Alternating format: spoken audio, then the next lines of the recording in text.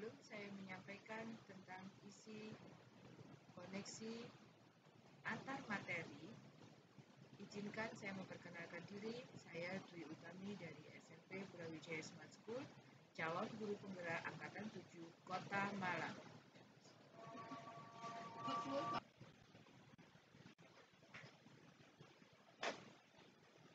Pada pendidikan calon guru penggerak diajarkan bagaimana pendidikan menurut Ki Hajar Dewantara. Pendidikan yang dilakukan sejak zaman kolonial. Sejak zaman kolonial sudah ada pengenalan pendidikan, walaupun saat itu pribumi yang mendapatkan pendidikan hanya pada beberapa materi sesuai kebutuhan pemerintah Belanda pada saat itu. Dan tidak semua orang mendapatkan kesempatan untuk menempuh pendidikan. Konsep pendidikan dan pengajaran menurut Ki Hajar Dewantara adalah pendidikan atau upbringing memberi tuntunan terhadap segala kekuatan kodrat yang dimiliki anak agar ia mampu mencapai keselamatan dan kebahagiaan yang setinggi-tingginya, baik sebagai seorang manusia maupun sebagai anggota masyarakat. Pengajaran atau on the reach adalah bagian dari pendidikan. Pengajaran merupakan proses pendidikan dalam memberi ilmu atau berfaedah untuk kecakapan hidup anak secara lahir dan batin. Itulah konsep pendidikan dan pengajaran menurut Ki Hajar Dewantara.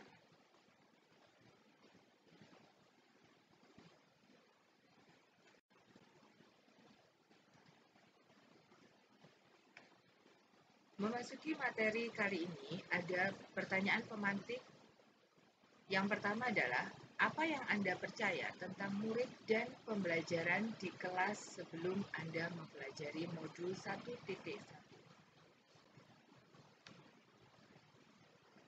Menurut saya, sebelum saya mengikuti pendidikan program guru penggerak ini, saya masih menganggap murid adalah konsumen pembelajaran. Pembelajaran masih berpusat pada guru. Guru hanya transfer knowledge, metode pembelajaran semaunya guru. Semuanya diajarkan dengan metode dan cara yang sama meski siswanya berbeda karakter. Tidak pernah ada refleksi kegiatan pembelajaran. Sehingga kita tidak pernah tahu dari proses pembelajaran yang kita lakukan, adakah kesalahan, adakah kekeliruan, adakah kelebihan dan kekurangannya. Kita tidak pernah tahu. Pertanyaan pemantik kedua, apa yang berubah dari pemikiran atau perilaku Anda setelah mempelajari modul ini? Saya sebagai CGP Angkatan 7 ini, ketika mempelajari modul 1.1 ini, ada beberapa hal yang kemudian membuka wacana saya sebagai seorang pendidik, antara lain bahwa dalam proses pembelajaran kita harus menjadikan siswa sebagai subjek, bukan objek. Mendorong siswa untuk aktif dan kreatif, tidak hanya sebagai pendengar setia dari penjelasan guru. Menganalisa metode dan media yang tepat digunakan pada siswa dengan memperhatikan karakter siswa. Mengadakan refleksi pada setiap pertemuan agar mengetahui sejauh mana siswa mampu, siswa paham akan yang kita ajarkan dan ketepatan penggunaan metode dan atau media kita.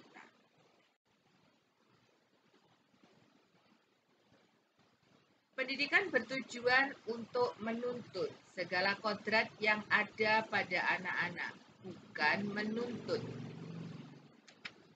Selanjutnya, hal yang saya dapatkan dari modul 1.1 ini adalah peran pendidik diibaratkan seorang petani atau tukang kebun yang tugasnya adalah merawat sesuai kebutuhan dari tanaman-tanamannya itu agar tumbuh dan berbuah berbuah dengan baik.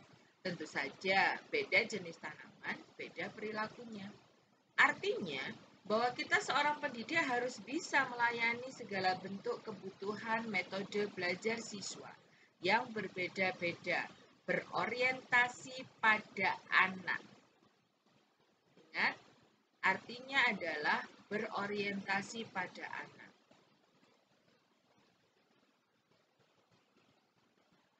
Ki Hajar Dewantara juga menjelaskan bahwa dasar pendidikan anak berhubungan dengan kodrat alam dan kodrat zaman. Artinya bahwa setiap anak sudah membawa sifat atau karakternya masing-masing. Kemudian, kodrat zaman bisa diartikan bahwa kita sebagai guru harus membekali keterampilan pada siswa sesuai zamannya, agar mereka bisa hidup, berkarya, dan menyesuaikan diri. Dalam konteks pembelajaran sekarang, ya kita harus bekali siswa dengan kecakapan abad 21.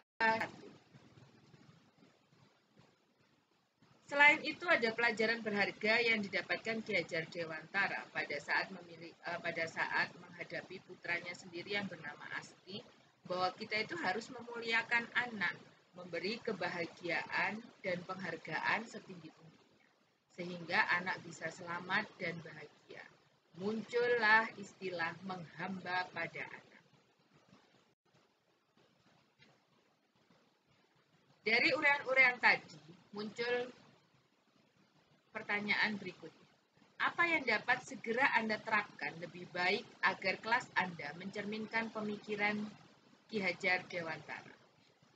Menurut saya, setelah mempelajari modul 1.1 ini, saya harus mengembangkan pendidikan abad 21. Kenapa mengembangkan pendidikan abad 21? Agar anak bisa muncul pendidikan sesuai dengan zamannya, sesuai dengan alamnya.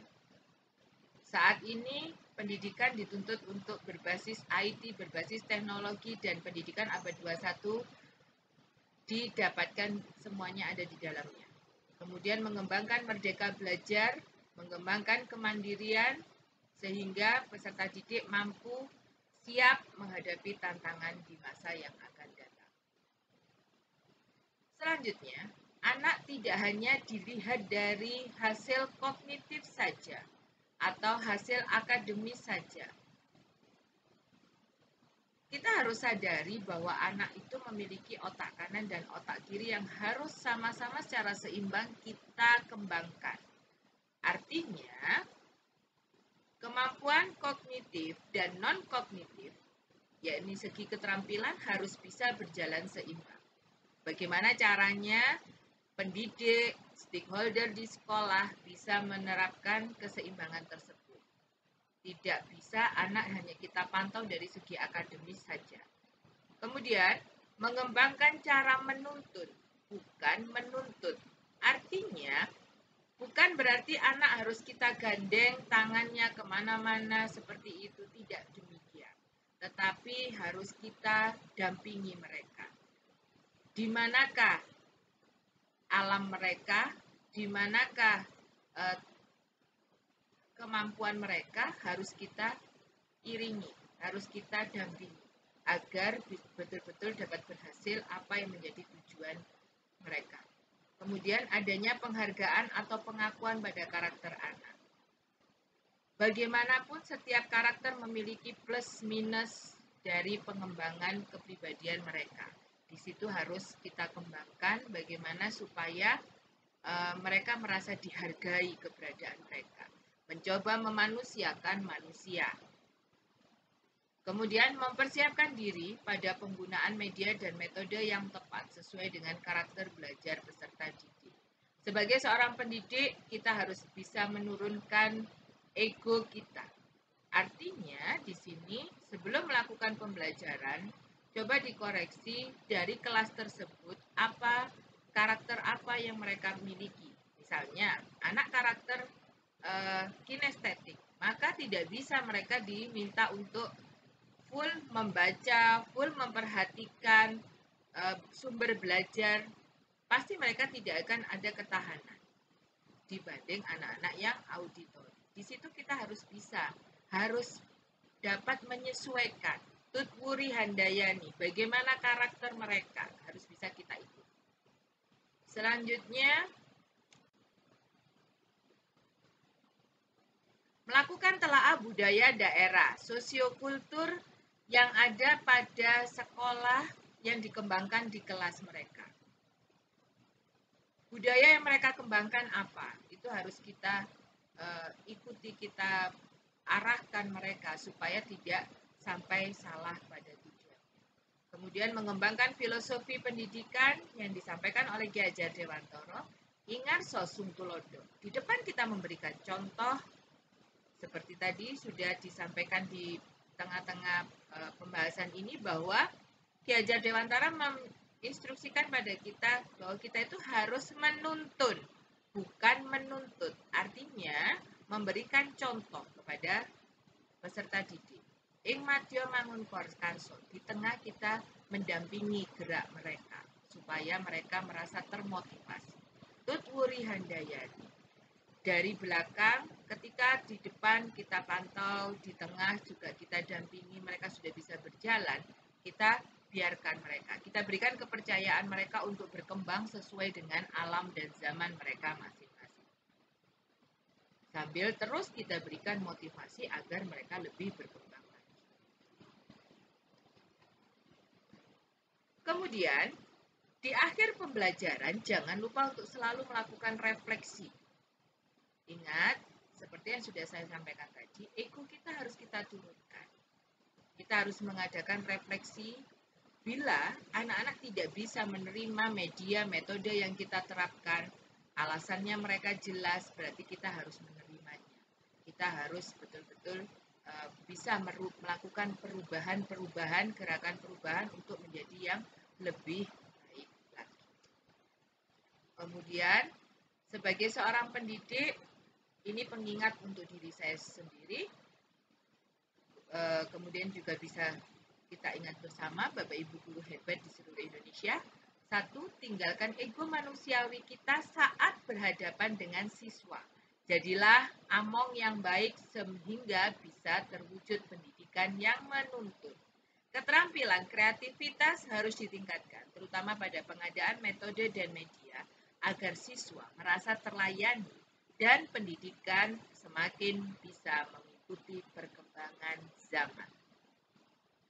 Demikian Bapak Ibu guru hebat untuk penyampaian koneksi kesimpulan dari modul 1.1.